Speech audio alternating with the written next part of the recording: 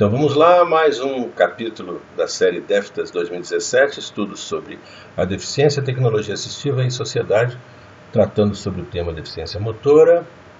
Eu e minha linda esposa Lenira Luna, agora falando sobre dois temas importantíssimos, que são as deficiências causadas por processos degenerativos e paralisia cerebral.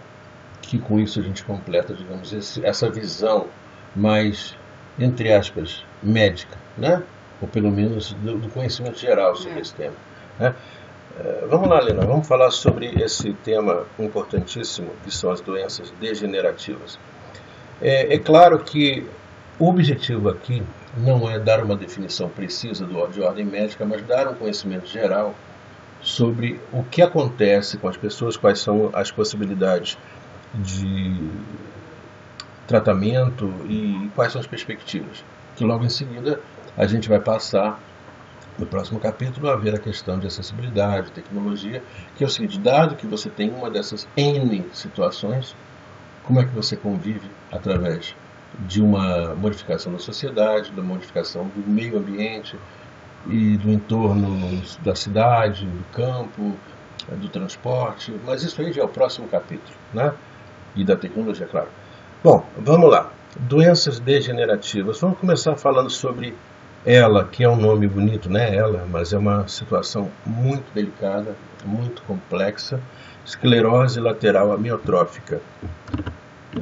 A gente teve recentemente na casa de uma pessoa com ela, né? Você lembra bem disso, né? Uma pessoa que utiliza a nossa tecnologia, nosso programa Microfênix. O que você poderia, assim, de forma geral, falar sobre essas situações? Mas vamos falar começando sobre ela, mas ela, de certa maneira, todas elas têm uma mesma raiz, né? Fala um pouquinho sobre essa situação. A maioria dessas patologias não Deixa eu dar mais foco aqui para você, né? Porque acho que agora é a médica falando, né? Não.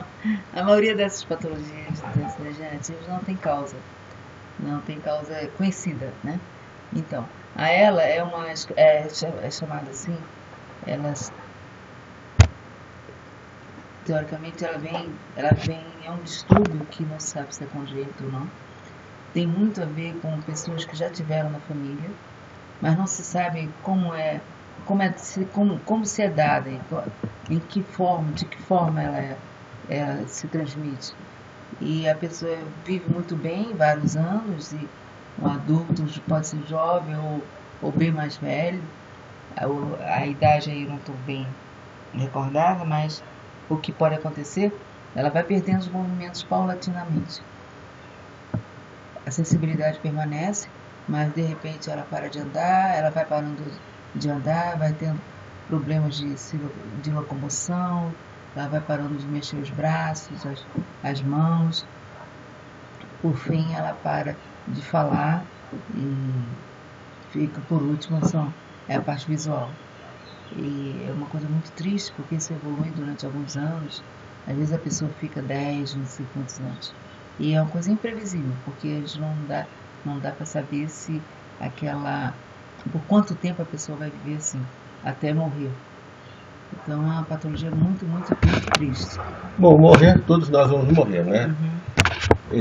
Mas a situação que a gente está tratando aqui é uma previsibilidade.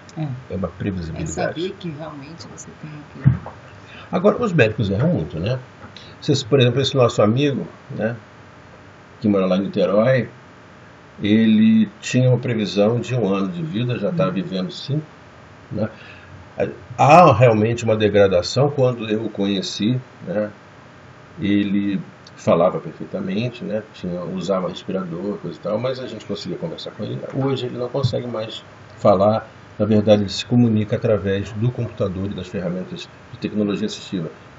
Então, o que acontece nessas situações é que o problema da esclerose lateral amiotrófica é que não se sabe por que isso acontece, né? Exato. Aí você tem a cura. Não se sabe o que acontece, não se sabe qual é a cura. Agora, a medicina está evoluindo muito rapidamente. A gente pode dizer assim, o prognóstico é muito ruim. Não necessariamente. Né? Porque Até pouco tempo atrás a pessoa tinha Parkinson e era uma situação em que não tinha retorno, aquilo era muito... Hoje em dia tem várias situações, vamos falar sobre Parkinson já, né? Mas no caso específico da esclerose lateral amiotrófica, o que acontece é exatamente essa perda do controle. Vai perdendo paulatinamente. É uma doença muito triste. Mas que as pessoas podem viver muitos anos assim. E com ajuda, né? Claro. Você falou uma palavra aqui que você falou 2 vezes a minha palavra. Tá? E essa palavra, você sabe que eu me aborreço quando você fala isso. De quê? Tá. Você fala assim, é uma doença muito triste. Não há doenças alegres. Todas as doenças são tristes. Né? Quando você diz que são doenças tristes, é que são doenças cujo prognóstico não é fácil. Exato. Não vamos usar essa expressão triste, até porque, se a gente for nessa situação, a tetraplegia é triste, a paralisia cerebral é triste. Estar com uma situação de doença é sempre, não é alegre. Claro. Eu digo assim, são situações cujo prognóstico é mais complexo. Exato. E não é necessariamente uma situação que tenha prognóstico que não vai regredir. Não existe isso.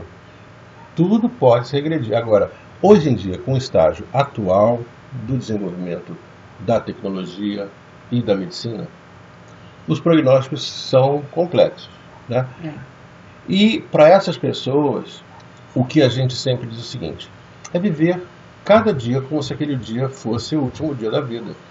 E aí sabe o que eu notei? Eu estava conversando com a esposa desse rapaz que a gente conversou. No momento em que essa pessoa, não vou dizer o nome só por questão ética, tá? Ele encontrou uma razão para ele viver. Uma série de ações, ele era um grande funcionário de uma empresa e por conta da enfermidade dela, ele foi aposentado. Bom, perdeu a razão de viver. Aí entrou num processo de declínio físico imenso, rápido. Aí, de repente entra a tecnologia na vida dele, ele resolve fazer uma pós-graduação para aproveitar. Na pós-graduação ele conhece pessoas, ele começa a se envolver com ações sociais e coisa e tal, e começa a viver mais e mais, e o que o médico falou deixa de ser verdade. Ou seja, essa questão de ser triste, não. O que não pode existir é uma perda de sentido da vida.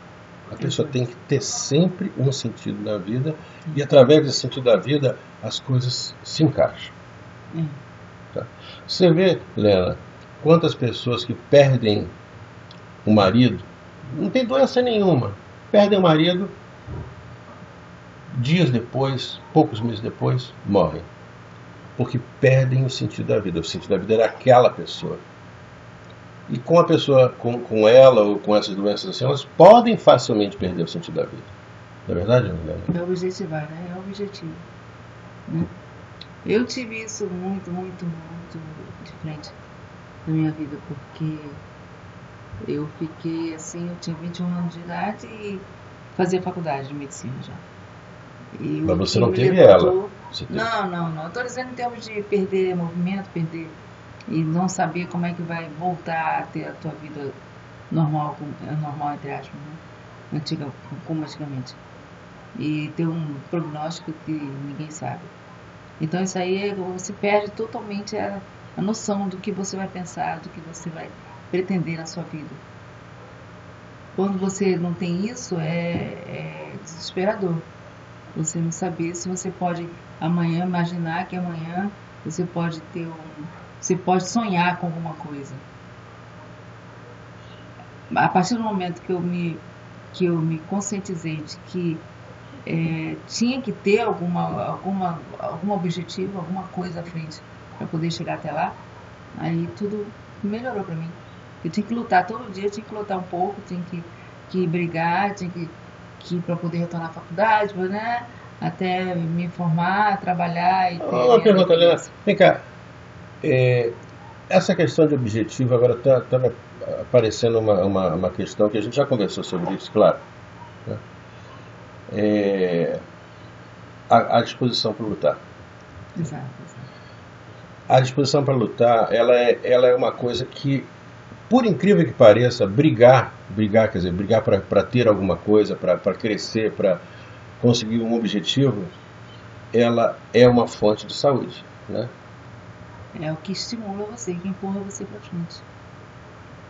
É aquela que você tem vontade, vai dormir e quer acordar no dia seguinte para realizar. É isso que é. Agora você simplesmente está na mesma posição, tá deitado, dormir e acordar E sentindo sem dor. saber fazer nada. E sentindo dor. Isso aí pode ser irrelevante. Pois é, uma coisa interessante, dor. A pessoa com deficiência desse tipo mais grave, muito frequentemente tem dor. E Sim. dor de verdade. Não é uma dorzinha boba. É.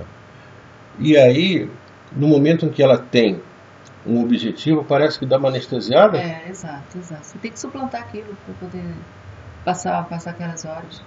Você tem que suplantar. Não pode viver a vida toda tomando medicação para sair. Não, você tem que suplantar tudo isso. E tudo isso que suplantar é realmente. Bom, a gente vai voltar a falar sobre isso, porque Helena vai falar um pouquinho sobre a vida dela daqui a pouquinho, né? Não vou me excluir, não. Não vou fazer para você as perguntas que fizeram para nossa colega Juliana. A Juliana contou para a gente que tinha um cara que foi sair com ela numa balada, aí, um negócio qualquer, e perguntou assim: vem cá, você goza? É uma pergunta bem mal educada, né? Não? Nossa. Vamos virar a cadeira e ir embora. Ninguém continuar com essa pessoa. Não, que foi o que ela fez. Então. Tá? Coleguinha. Virou. Você também faria isso, né? É lógico. Uma pergunta mal educada para qualquer pessoa, né? Meu Deus do céu. Bom. Voltando aqui às questões, vamos falar um pouquinho sobre as patologias. Sobre as patologias, sobre ela. Então, a esclerose lateral amiotrófica é uma situação degenerativa que é contínua. Tá? Um exemplo disso que todo mundo conhece é o cientista, né? Stephen Hawking, né? Stephen Hawking é um caso muito conhecido porque ele se tornou também um exemplo de longevidade. Exatamente. Por que ele durou tantos anos numa situação de esclerose lateral? Como ninguém sabe a causa Porque ele tem uma motivação. Não, sim. Mas ninguém sabe exatamente o que o físico dele permaneceu assim. Será que só foi tudo a cabeça? Será? Quem sabe? Tá? Agora, que isso a primeira possibilidade, eu acho. Bom, você vai dizer assim, é uma pessoa como ela, que tem uma situação de esclerose lateral amiotrófica progressiva desde muitos anos, né? Bom, ele casou, tá?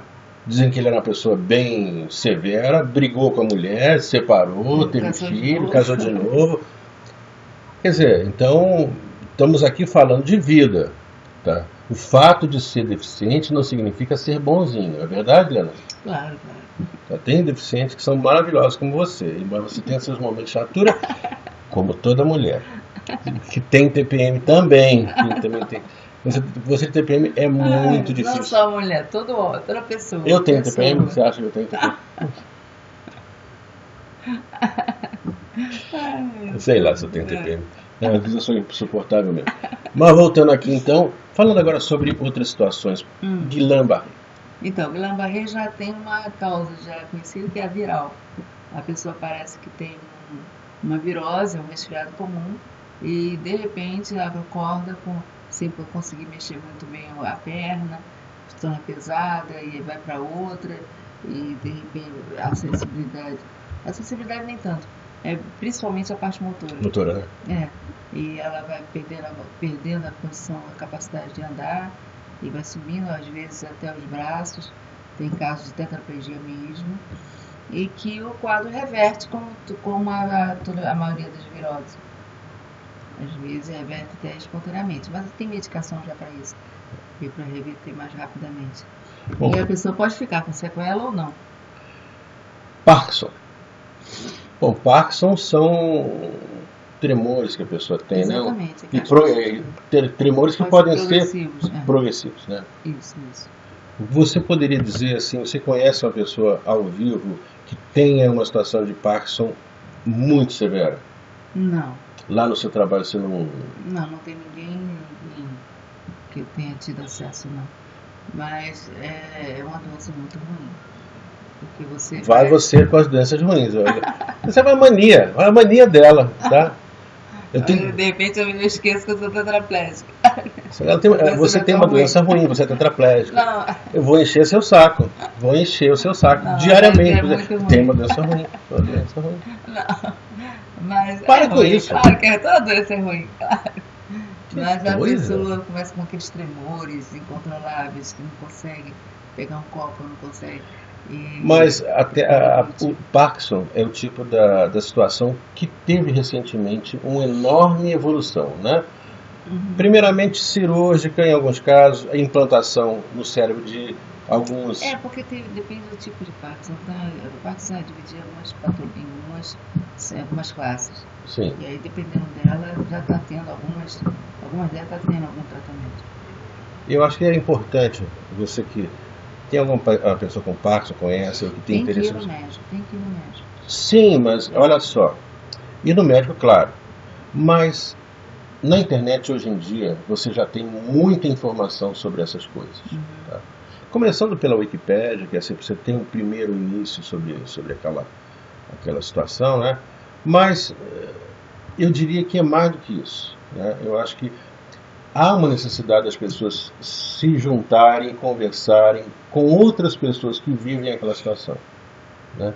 Por exemplo, essa nossa conversa aqui está sendo uma conversa interessante, porque eu estou falando sobre situações de deficiência motora, e é óbvio, né, que mesmo que eu tivesse estudado 50 mil anos sobre isso, o conhecimento de alguém que vivencia isso na carne todo o tempo é maior, os detalhes, as filigranas. Né? É muito importante a gente frisar que essas situações, elas são... É necessário que as pessoas vivenciem, tenham contato com pessoas que tenham aquela situação, com familiares, grupos de estudo. Né? Felizmente na internet hoje há muitos grupos, né? Por exemplo, uma das coisas bacanas, o Facebook é uma coisa que eu tenho uma certa ojeriza, mas tem uma coisa no Facebook que é muito legal, que são os grupos de estudos sobre determinadas situações físicas, de saúde, etc. Né? E são de verdade. São grupos de pessoas que vão lá para conversar, para trocar ideias, e muita coisa se encontra lá. Tá? Agora, além disso, claro, você tem a literatura em grande proporção, literatura que eu estou falando, literatura convencional, livros, etc. Né? Artigos em jornal, artigos em diversas mídias, e na internet. Google, Parkinson, você vai encontrar, sei lá, centenas de referências sobre esse tema, né? Como de todos os outros. Né? Esclerose múltipla, nós temos um caso na nossa família. Exato. E também a causa não é muito bem definida, não. Mas são lesões esparsas que acometem o cérebro, a substância branca, onde tem a bainha de Melino, onde sai o estímulo, saem os comandos para os membros, né? E dependendo da área, você pode ter convulsão, você pode ter perda de visão. Aqui são lesões em determinadas áreas que acometem a substância branca. Essa substância que eu estou falando. Fala um pouquinho sobre o cérebro, que é essa tal de substância branca aí. Onde tem a parte de fora, como é que ela se chama? Do cérebro? Cortical. Tá. Cortical, que é a substância cinzenta. Substância cinzenta, que fica de fora. Então, que é responsável por quê? A periferia. De resguardar, né? Resguardar. Quer dizer, ela está... Os neurônios ficam na substância branca e emitem aqueles prolongamentos, que vão mandar os estímulos, e que passam pela substância cinzenta. Então, são áreas no cérebro em que definem mais ou menos o que o nosso corpo vai reagir. É que estou tentando falar uma coisa bem... para não complicar. Não, você já tinha falado anteriormente sobre essas divisões, né? Exato. Mas essas divisões que você falou são... que afetam predominantemente a substância branca e outras que afetam a substância cinzenta. Uma dessas, a esclerose múltipla, afeta a substância branca. Então vão se formando, vamos assim, destruições na substância branca. Exatamente. E essas destruições acontecem em qualquer lugar? Em qualquer lugar do crânio ou da medula, né? Porque a medula também é de substância branca que desce, vai recebendo os estímulos. Então, qualquer lesão ali nessas áreas vai traduzir o quê? Vai refletir no corpo, né? E não se sabe por quê. Tem alguns conhecimentos, mas a causa primordial não. Então você tem, e podem ser reversíveis ou não. Tratamento caríssimo, né, Leandro?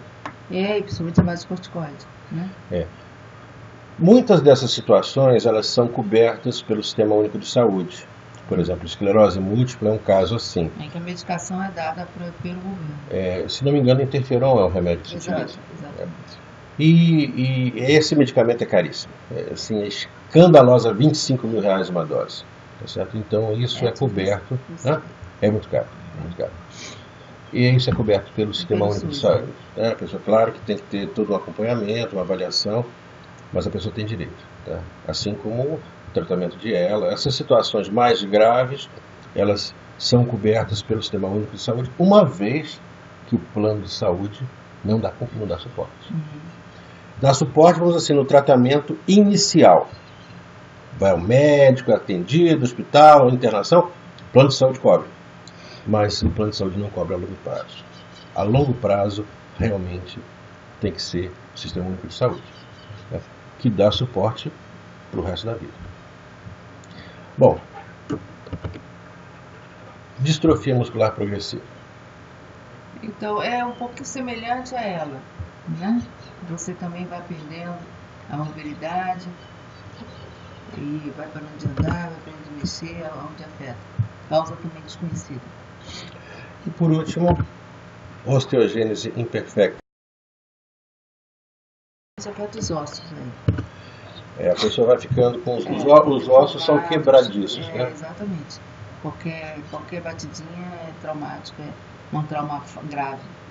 Pode fraturar e fazer consolidações. Olha só, eu não queria aqui fazer disso dessa aula um tratado, porque primeiramente são inúmeras situações. Essas são aquelas que a gente, digamos, encontra com mais frequência. Mas existem inúmeras situações que provocam debilidades que podem ser crescentes ou cujo prognóstico não é favorável. Né? Então, eu aconselho realmente que as pessoas deem uma procurada na internet, especialmente na Wikipedia, para começar nesse tema de deficiências motoras. Pelo menos para conhecer um arsenal. Síndromes, então, tem quilômetros de síndromes. Né? Mas a base é exatamente essa. Um dano cerebral, um dano nos nervos, que provoca essa situação. Agora, tem uma outra situação muito complicada que a gente, infelizmente, tem que falar particularmente com ela, que é a paralisia cerebral. A paralisia cerebral é uma situação que ela é causada por várias coisas, mas em geral pela falta de oxigenação do cérebro. Né? A criança, ao nascer, por exemplo, o cordão umbilical se enrola no pescocinho da criança e aquilo ali não permite que o cérebro seja irrigado. Né? Isso pode acontecer no nascimento, mas pode acontecer por causas variadas, e geralmente até uns 2 anos de idade. Né? E aí, o que causa isso? O que causa é uma destruição do cérebro, e que pode ser muito variada. Dependendo do lugar onde isso acontece, pode provocar danos muito. Vocês assistiram certamente o filme do Chris Brown. Chris Brown tinha exatamente essa situação. Houve um problema no parto e ele ficou com uma deficiência muito severa. Uma deficiência motora. Toda a parte motora dele e de fala foi muito comprometida. Ele, na verdade, tinha uma parte do corpo dele que ele tinha, digamos, um controle bom. Eu não sei se é bom porque eu não conheci o Chris Brown, mas, digamos assim, é bem melhor do que os outros. Né? Que era a perna esquerda. A perna esquerda dele, aparentemente, tinha um controle bastante razoável. Mas, e por conta disso, assistindo o filme você vai ver vários problemas que acometem as pessoas que têm esse tipo de situação. Coordenação motora prejudicada, a fala. É muito comum você identificar, porque, assim, sem querer fazer piada, a pessoa fala alguma coisa mais ou menos assim: Esse tipo de fala é característica de paralisia cerebral. Tá?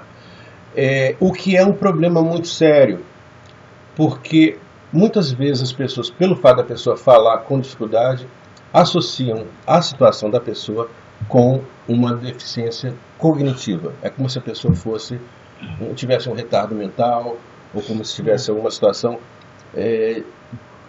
de deficiência mental que não é. Olha só, não quer dizer que a pessoa que tenha paralisia cerebral não possa ser também acometida por um problema mental. Pode.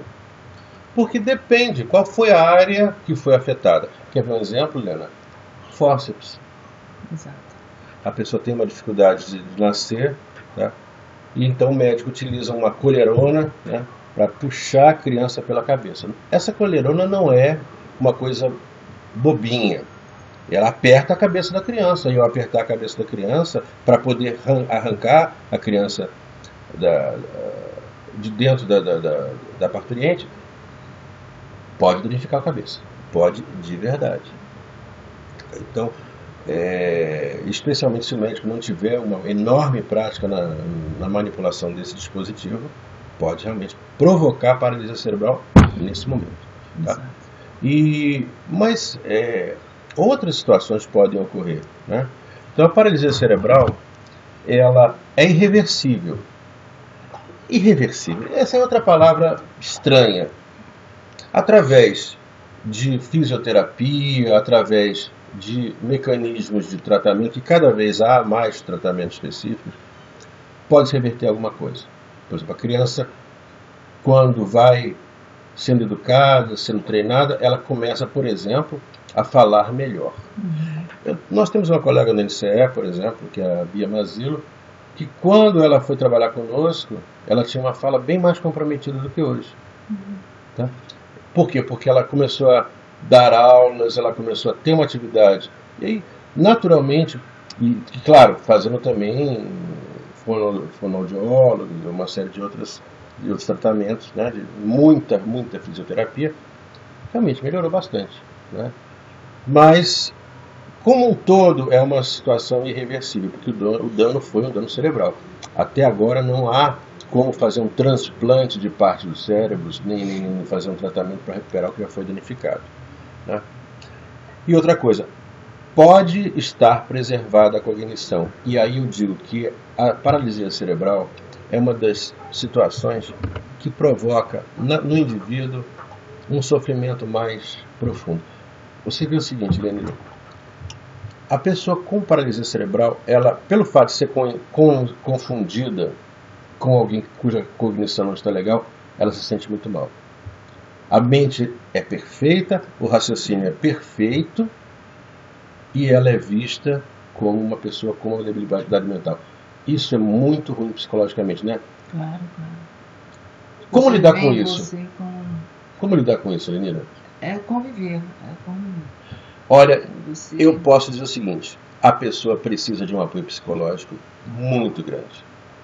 Eu diria que o apoio passa pelo apoio da família. A família tem que estar sempre acreditando na pessoa. Esse é o primeiro ponto. E segundo, psicologia. Precisa realmente de um acompanhamento psicológico para aprender a conviver com isso. Bom, o que pode acontecer no caso da paralisia cerebral?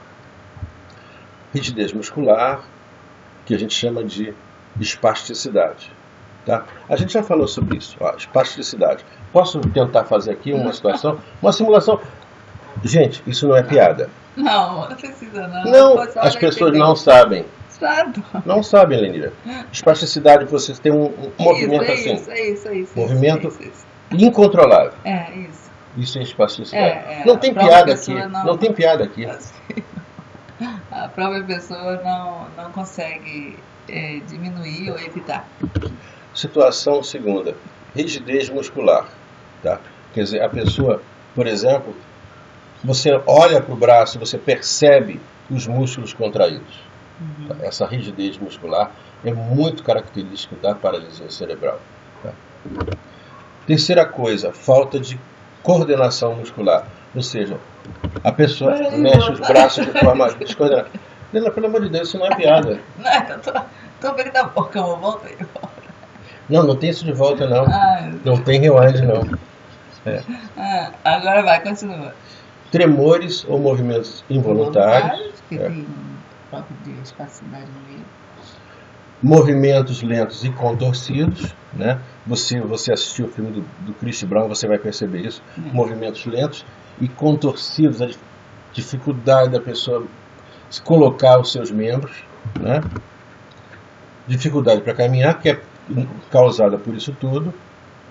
Uma situação que parece simples, mas na relação com outras pessoas tem problemas, que é o fato da pessoa ter dificuldade de manter a saliva dentro da boca. Então a pessoa baba.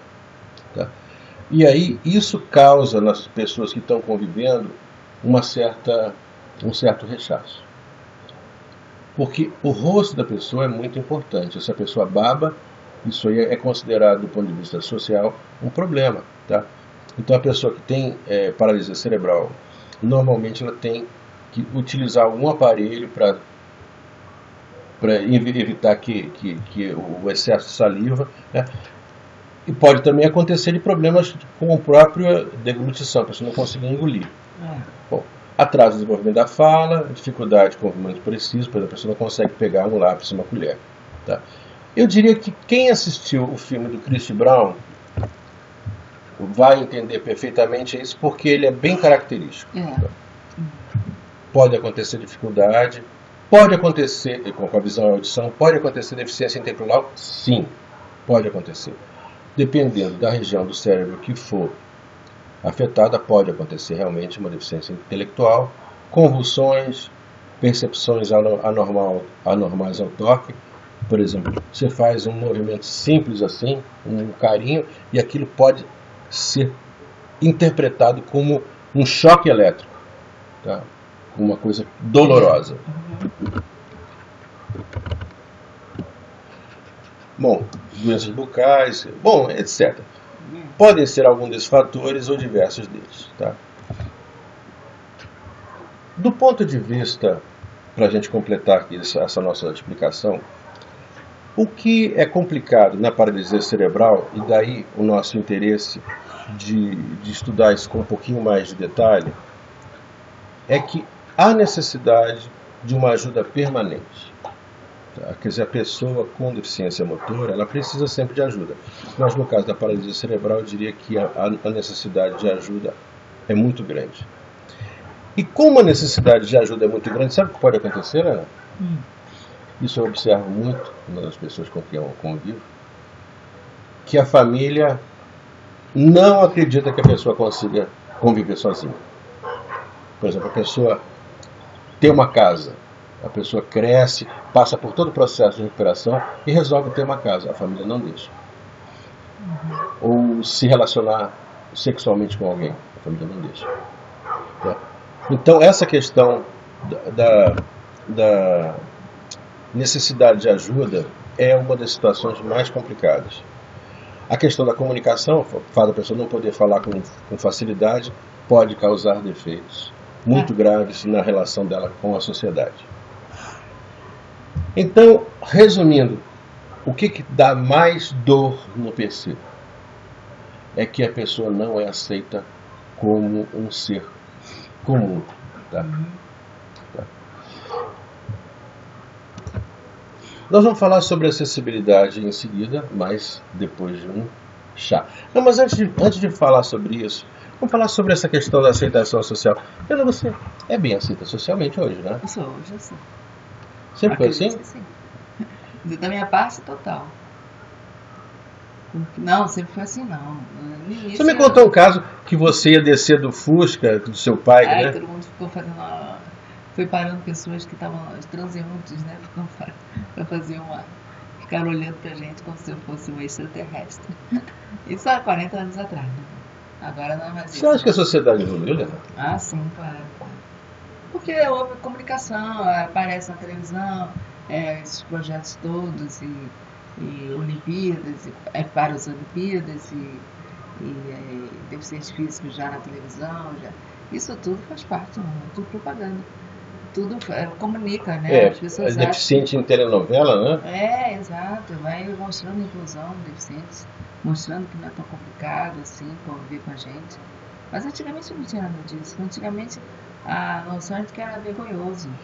É, e as palavras não são inócuas, né? Você vê, por exemplo, você talvez há alguns anos atrás as pessoas se referissem a você como aleijado, Ah, sim, nem se comunicar, né? Elas não que faziam aqui as é uma palavra perguntas, complicada. exato, Aleijado é uma palavra complicada. é um estigma, né? E também não se referia, não se direcionar a gente, achando que nós éramos deficientes mentais também. Bom, só para. Eu já comentei isso na nossa sala. Você chega no restaurante, Helena, né? Helena usa uma cadeira motorizada, ela se senta num lugar, eu sento no outro, e a gente começa a bater papo, e o garçom não pergunta para ela o que ela quer. Perguntar pra ele. Ele pergunta para mim o que ela quer. Tá? Por que isso acontece? Por que isso acontece, É por Daniela? isso, por achar que você tem uma deficiência tão grave física, você com certeza tem uma deficiência mental também. Que não vai conseguir responder a ele as perguntas que ele precisa saber. Ou será que ele não tem coragem de encarar a sua situação? Não, não, acho que é basicamente isso. É achar que nós somos deficientes mentais também. O que é muito Até hoje bonito. acontece, até hoje acontece. Né? E Mas antigamente era muito pior. Era muito pior. Qual é a atitude correta se alguém agir assim? Estou eu com você num restaurante e alguém pergunta para mim, Não, você pede para a pessoa perguntar para a pessoa. educadamente, Com você, exato. mas sem brigar. Não, é lógico, lógico. E nem dizer que a pessoa é um idiota. Que dá vontade.